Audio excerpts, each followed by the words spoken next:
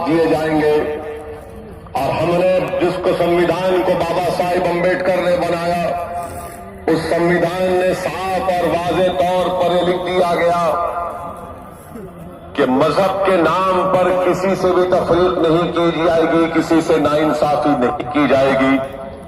जब संविधान बना तो हमारे बुजुर्गों ने फैसला लिया कि भारत का कोई मजहब नहीं होगा, भारत हर मजहब को मानेगा, भारत अगर उन लोगों को भी मानेगा जो किसी मजहब को नहीं मानते।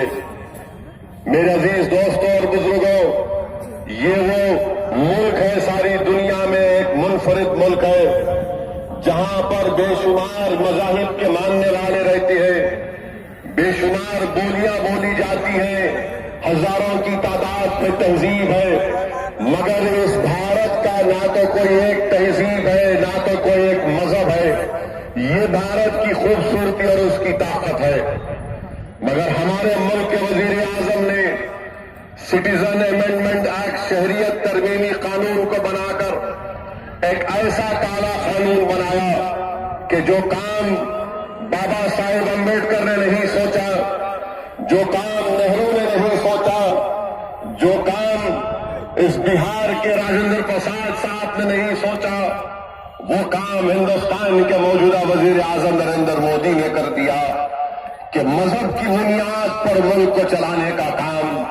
और सिटीजन अमेंडमेंट कानून, शहरियत तरमीमी कानून को बनाकर नरेंद्र मोदी की सरकार ने, जिसका बिहार के वजीर आला नीतीश कुमार साहब ने साथ दिया, मैं आज किशनगंज से, सीमांचल की गैयरों की सरजमीन से बड़ी जिम्मेदारी के साथ अर्ज कर रहा हूं कि ये जो सिटीजन अमेंडमेंट कानून बनाया गया, ये दोबारा इस मुल्क को पार्टीशन की राह की तरफ लेकर जाता है।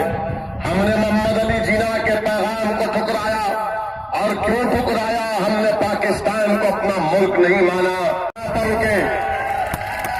और आज हम यहाँ पर जमा हुए जो एहतजाज कर रहे हैं, याद रखो, मैं बीजेपी और नीतीश कुमार के उन तमाम लोगों से कहना चाह रहा हूं, बल्कि जिनके दिलों में फिरका परस्ती भरी हुई है, मैं तुमसे कहना चाह रहा हूं कि हम यहाँ पर इसलिए नहीं जमा हुए कि इससे मुसलमान को नुकसान पहुंचेगा। हम यहाँ पर इसलिए जमा हुए कि हमको संविधान को बचाना है। जब संविधान बचेगा तो देश बचेगा, अगर संविधान नहीं बचेगा तो फिर देश नहीं बचेगा।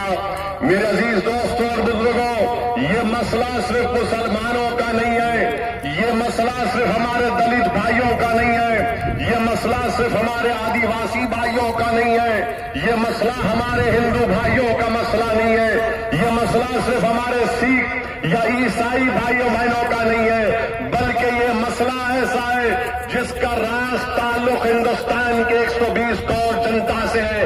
अगर आज भारत की जनता खामोश हो जाएगी, इस काले कानून पर अगर अपनी आंख बंद कर लेगी, अपनी जबान को गूंगा बना देगी, अपने कानों को सुनने की तासीर से खत्म कर देगी, तो याद रखो आने वाली नस्ल हमको और तुमको माफ नहीं करेगी।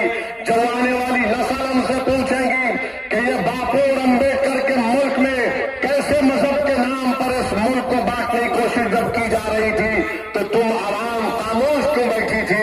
इसीलिए हम यहां पर जमा होकर दुनिया को बता रहे, देश की जनता को बता रहे, नीतीश कुमार को पैगाम दे रहे, हिंदुस्तान के वजीर आजम नरेंद्र मोदी को पैगाम दे रहे कि आपने जो कानून बनाया वो संविधान के खिलाफ है, वो हमारे मुजाहिदीन आजादी के ख्वाबों के खिलाफ है। और हमने अपने आप को आजादी इसलिए दी थी कि इस मुल्क का कोई मजहब नहीं होगा। वजीर आजम नरेंद्र मोदी ने ऐसा कानून बनाया कि सबको शहरियत दी जाएगी सिवाय मुसलमानों। मैं नीतीश कुमार साहब से पूछना चाहता हूं, आखिर आपको मुसलमानों से इतनी नफरत क्यों है? आखिर आपको इतनी नफरत क्यों है मुसलमानों से? क्या हमने खून नहीं बहाया इस मुल्क की आजादी के लिए? क्या मौलाना अबुल कलाम आजाद, जब मोहम्मद अली जिन्ना से मुलाकात हुई तो मोहम्मद अली जिन्ना ने मौलाना आजाद से वायसराय लॉर्ड वेवल के सामने कहा, जिन्ना ने कहा कि मैं इस शख्स से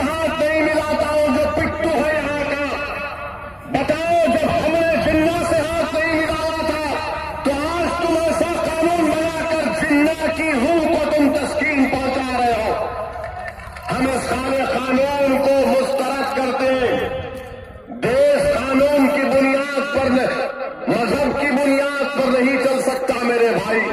یہ کام ہندوستان کے وزیر اعظم